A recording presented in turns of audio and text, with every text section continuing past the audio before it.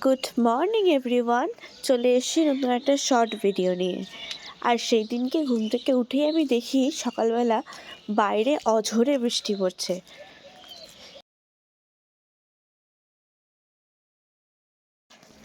আর ঘরে এসে দেখি একজন ঠ্যাং তুলে ঘুমোচ্ছে একদম।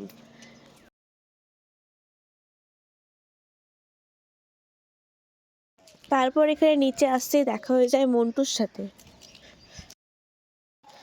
তারপর আমি বেরিয়ে পড়ি হচ্ছে গুটি গুটি পায়ে একটা কাজে।